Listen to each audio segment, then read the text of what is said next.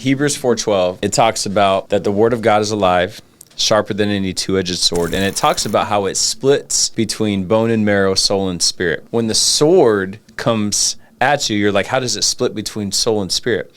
When somebody draws that sword's actually coming right at you. That's what the word of God does. And it splits between your soul and your spirit, splits between my soul and my spirit.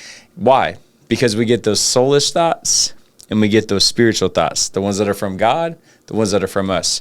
Talk to me about how you differentiate.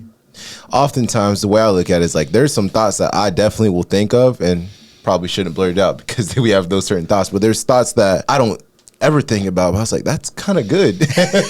And especially there's those thoughts when you sit, you actually intentionally spend time, sit with God, and you're like, okay, well, that's something I would never think about, but it's actually really good. And it sounds like some good wisdom. That's probably not my thoughts. That's probably the thoughts that comes from God. And maybe I should share those. And those ones, when they come, that's like that sword coming right at you. It's there to cut you, cut out what doesn't belong and what does belong, where the Lord starts to come through you. I love the word of God, man. It hits deep.